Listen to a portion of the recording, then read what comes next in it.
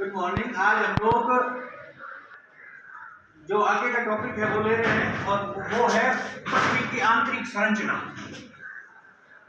अब जो आपको दिख रहा है पृथ्वी ऊपर धरातल में, आपको कहीं पर्वत दिख रहे हैं, कहीं मैदान है, कहीं ढोले हैं, कहीं टीले हैं। ठीक है, सभी जगह ऊपर की स्थिति जैसे अलग अलग है, लेकिन इसके अंदर क्या है हम लोगों ने कभी इसके अंदर जाके कभी नहीं देखा। और खड्ड खोदो कितनी देर खोदो, आखिर में आपको पता है जैसे जैसे हम नीचे जाएंगे पृथ्वी का तापमान में वृद्धि हो जाएगी, तो केंद्र की ओर जाएंगे तापमान में वृद्धि होगी। और पृथ्वी जो है इसका जो केंद्र में और इसकी परिधि तक, ये जो है इसको कहते हैं त्रिज्या। ये पृथ्वी की त्रिज्या कितनी है, इसको पता है 6370 किलोमीटर है। और जैसा ऊपर से दिख रहा है आपको धरातल, क्या वैसा का वैसा आपको नीचे तक दिखेगा?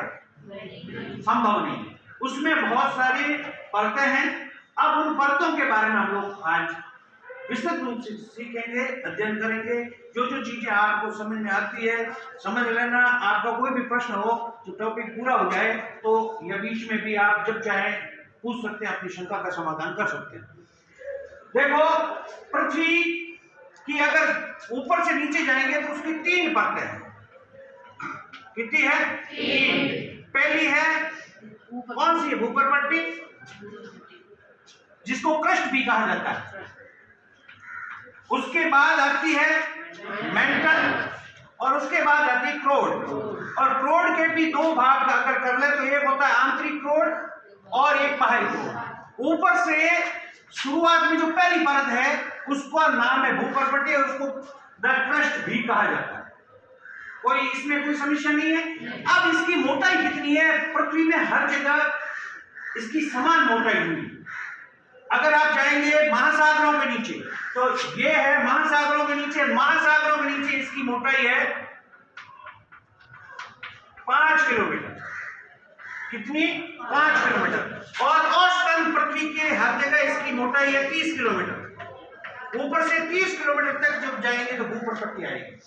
लेकिन पर्वतीय भाग, अब पर्वतीय भाग में भी क्या है? देखो, ये पृथ्वी है और ये नीचे समतल है।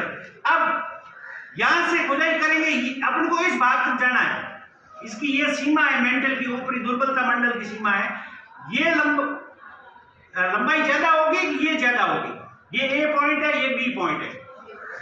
ए वाले पे कम होगी, बी वाले पे ज्यादा होगी। तो जहां पर्वतीय भाग है, जहां पर्वतीय भाग है वहां भूपर्पट्टी की मोटाई ज्यादा है। और जो समुद्री भाग है, जैसे नीचे जाएंगे तो उसकी भूपर्पट्टी की मोटाई वो कम आती जाएगी। कहीं कोई समस्या नहीं है। अब पृथ्वी की सबसे ऊंची चोटी है एवरेस्ट। एवरेस्ट से जो अगर हिमालय की है, यहां तक की जो लंबाई है पृथ्वी की, वो इस भूपर्पट्टी की वो है 70 किलोमीटर।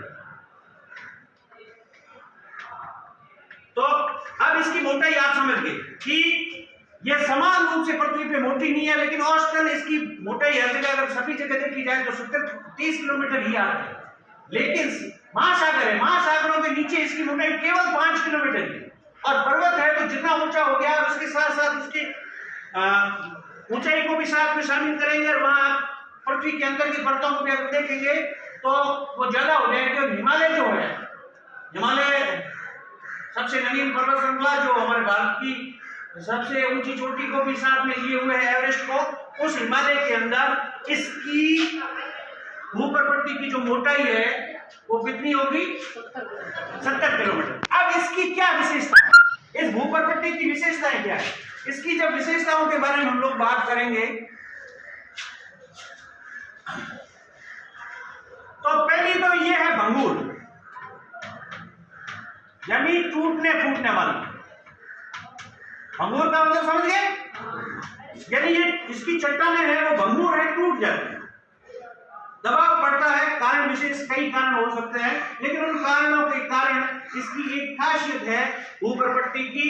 इस पूरी क्रस्ट की जो क्रस्ट की परत है, क्रस्ट परत है, उसकी पहली विशेषता है कि वो भंगुर है। अच्छा, दूसरा उसमें मुख्य रूप से है सियाल और सीमा, ये दो शब्द है। और इसको अगर आप बढ़ें, सियाल SI से मतलब क्या है? सिलिकॉन, और अल से मतलब है एल्युमिनियम, और वापस सियाल, यहाँ सियाल का ये सिलिकॉन और Ma का मैग्नीशियम, ठीक है। तो ये Ma का मतलब है मैग्नीशियम।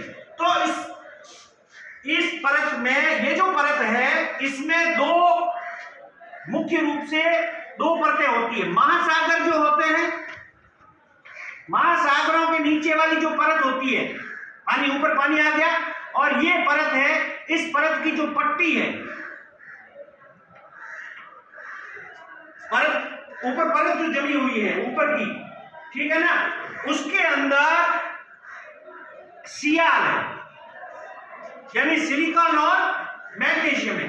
और जो क्रिस्टल मंडल है उसके ऊपर की जो परत है, इसमें जो प्रधानता है वो है सीमा। सीमा यानी सिलिकॉन और मैग्नीशियम। अच्छा, एक बात आज आप हमेशा याद रखना कि जब भी हम लोग बात करेंगे भूपरपट्टी की, तो उसमें उसका 98% जो भाग है वो 8 तत्वों से बना हुआ है। कितने? 8। और केवल 2% भाग है वो अन्य तत्व जो है उससे बना हुआ है। अब 8 तत्व जो 98%, 98 का मतलब 98% भाग एडिशन की वही हो गया। तो ऊपर की जो भूपरपट्टी है उसमें 98% तत्व जो है वो केवल 8 ही है। और 8 कौन से है? ऊपर से देख लो, ऑक्सीजन, सिलिकॉन, एल्युमिनियम, लोहा जिसको संकेतांक Fe, फेरियम, लोहा, कैल्शियम, सोडियम, पोटेशियम, मैग्नीशियम। अब ये 8 तत्व ही इसके अंदर अधिसंख्यक रूप से उपस्थित है। बाकी 2% और भी है, और दूसरी चीजें जो आपकी आती है, सोना है, चांदी है, अच्छा तांबा भी है, तो वो चीजें जो आती है वो तो है ही, लेकिन अधिसंख्यक भाग इन 8 तत्वों से पृथ्वी का ऊपरी भाग बना हुआ। अब और इसकी मोटाई आपको पता है हिमालय में कितनी है? 70 किलोमीटर। सामान्यतः इसकी मोटाई औसतन कितनी होती है? 30 किलोमीटर। और महासागरों में नीचे इसकी मोटाई कितनी होती है? 5 किलोमीटर। कोई वो समस्या नहीं है, ऊपरी परत। अच्छा, जैसे ही आपकी ऊपरी परत भूपरपट्टी अगर खत्म होती है तो उसके नीचे ठीक आ जाता है, क्या आता है? दूसरी परत का क्या नाम है? मेंटल। अब मेंटल जो है, मेंटल का जो ऊपरी भाग है उसको कहते हैं दुर्बलता मंडल। क्या कहते हैं? उसका नाम है दुर्बलता मंडल, और उसको कहते हैं इसको आप लिख लो, ये जो है ना, ये जो मैंने संकेत बनाया है ये दुर्बलता मंडल का है। और इसकी मोटाई जो है वो 400 किलोमीटर तक है, और ऊपर से 400 किलोमीटर तक है, और इसकी मोटाई कहीं कहीं 10 किलोमीटर है, और कहीं कहीं 200 किलोमीटर तक है। ये दुर्बलता मंडल है। अब जो इस दुर्बलता मंडल के अंदर आपने कभी देखा है, ज्वालामुखी के बारे में आप लोग जानते हैं, ज्वालामुखी जब फटती है तो उसके अंदर से जो मैग्मा निकलता है और बाहर आकर क्या बन जाता है? लावा। यहां पर मैग्मा जो भी होता है वो दुर्बलता मंडल से बाहर आता है, ठीक है। ज्वालामुखी का उद्गार जब भी होता है उसके अंदर जो मैग्मा निकलता है, और निकल के मैग्मा बाहर, जब दुर्बलता मंडल में जो पदार्थ है तब तक उसका नाम क्या रहेगा? मैग्मा। और बाहर निकल के क्या बनेगा? लावा। और ये जो मैग्मा है ये निकलता है, जब भी ज्वालामुखी विस्फोट होता है तो ये दुर्बलता मंडल में से निकलता है। और दुर्बलता मंडल कौन सी परत के अंदर आता है? मेंटल के अंदर आता है। मेंटल के ऊपरी भाग है कि नीचे का भाग है? ऊपरी भाग है। और इसकी आपस में इसकी कहीं कहीं तो सिर्फ लगभग 10 किलोमीटर ये भाग होता है, कहीं कहीं ये 200 किलोमीटर तक होता है, और ऊपर से अगर बात करें तो 400 किलोमीटर तक गहराई तक ये पहुंचता है। समझ गए? इसके बाद का जो भाग आता है उसको कहते हैं, ये जो भाग है पृथ्वी का ये आता है मेंटल, और इसकी गहराई ऊपर यहां से लेके 2900 किलोमीटर तक, 2900 किलोमीटर तक गहराई तक मेंटल। और ये ठोस अवस्था में, ये ठोस है और ये भी ठोस है। और इस दुर्बलता मंडल के अंदर ठोस के अंदर अंदर कहीं तरल ये पदार्थ भरे हुए होते हैं, गैस और तरल वाले, और वो मैग्मा होता है, फटता है, बाहर निकलता है। समझ में आया? बाकी ये भी ठोस है, ऊपर वाला भाग भी ठोस है, और ये भी ठोस है, चट्टानों से बना हुआ है, पूरा का पूरा बना हुआ है। ऊपर से लेके 2900 किलोमीटर तक का जो भाग है वो मेंटल कहलाता है। उसके नीचे जो पृथ्वी परत आती है उसके, अब वो 2900 किलोमीटर से पृथ्वी का केंद्र जो आपको पता है कितने है, 6370 किलोमीटर तक केंद्र, उस तक का जो भाग है उसको कहते हैं अंग्रेजी में द कोर, और हिंदी में अगर अपन बात करेंगे तो उसको कहेंगे क्रोड। ठीक है? क्रोड के दो भाग है, एक है बाह्य क्रोड और एक आंतरिक क्रोड। आंतरिक क्रोड और बाह्य क्रोड। अब आप देखो ये जो भाग है बाह्य क्रोड का भाग है, ये तरल रूप में होता है, समझ गया? और ये आंतरिक क्रोड का है, ये ठोस है। ठोस क्यों है पता है? अब देखो गर्म चीजें, और गर्म में जब तरल और ठोस दोनों, हमने जब किसी चीज में अपन ठोस चीज डालेंगे जिसका घनत्व तो ज्यादा होगा तो वो डूबेगी, नीचे रहेगी, केंद्र की ओर जाएगी, नीचे तल की ओर जाएगी। तो यहां पर भी यही हुआ। अच्छा, इसमें एक और भी, ये दोनों ही गर्म पदार्थ है, घनत्व तो ज्यादा इसका हो गया। एक सामान्य से मैं एक उदाहरण देता हूं आपको कि कभी किसी लोटा गाड़ देता, लोटा गाड़े तो लोटा तो पानी तो हैंग भी पड़े, लेकिन ये अपन पिछड़े पहले तो ताल में पानी हुए, उसका घनत्व ज्यादा होगा, पिछड़न लारे बोल रहे, अभी वो घनत्व ज्यादा होगा, बाद वाला जो होगा उसका घनत्व ज्यादा होगा। तो पहले तो वो तरल था, लेकिन पिछड़न का वो लारे ठोस बन गई। जैसे चाय पत्ती है, चाय पत्ती में आप चाय उबालते और फिर छानिए में लो, मारवाड़ी में बोलो छानिए में लेन मोसा घाटो, बस ये ऊपर कम सा पड़े तो ऊपर दबाव दो, चाहली करो वो ना।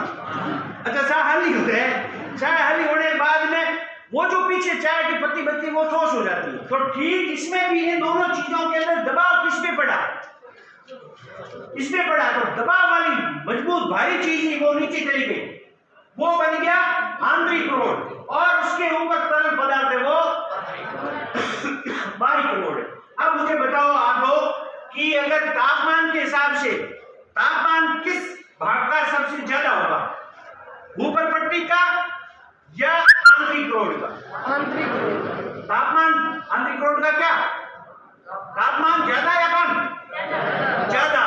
अब घनत्व की बात करते हैं, घनत्व किस चीज का सबसे ज्यादा होगा, कि कौन से स्थान पे जो पदार्थ है चट्टान है उसका ज्यादा होगा, आंतरिक क्रोड वाले का ऊपर वाले का?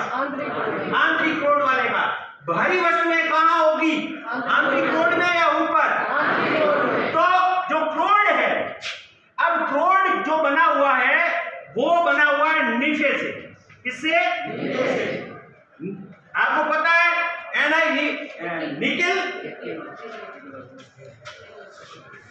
निकेल और बेरियम, ये दो चीजों से बना हुआ है। लेकिन इसमें भी अगर बात करें, अपन नॉर्मली ये बात करते हैं क्रोड इनसे बना हुआ है, लेकिन क्रोड में जो तरल क्रोड है, तरल क्रोड कौन सा है, बाहरी या आंतरिक? बाहरी जो क्रोड है वो तरल है, और वो निकेल और फेरियम से बना है। तो आपको सभी बहुत अच्छी तरीके से चीजें समझ में आ गई कि पृथ्वी का सबसे आंतरिक जो भाग है वो आंतरिक क्रोड है, उसके ठीक ऊपर बाह्य क्रोड है, उसके ऊपर मेंटल है, मेंटल के ऊपर मेंटल का एक दूसरा भाग दुर्बलता मंडल है, और दुर्बलता मंडल के ऊपर पृथ्वी। इसमें कोई समस्या नहीं है।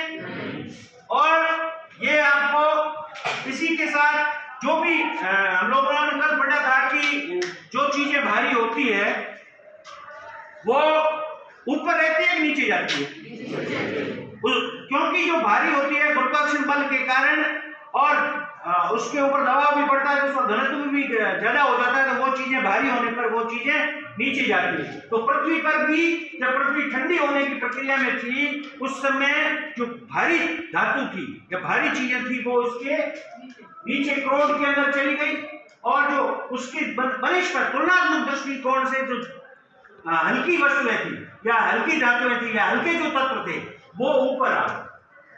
ठीक है, तो आज अपने लिए केवल इतनी बात होगी। इसके आधार पे आप लोगों को जो इंपॉर्टेंट चीजें हैं, अब एक बात और बताऊं, आंतरिक रोड और बाह्य रोड।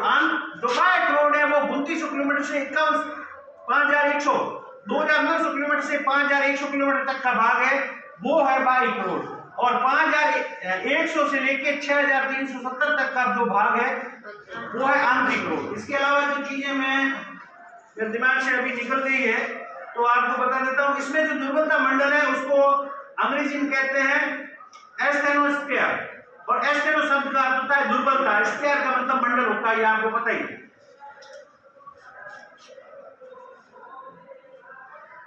ठीक है।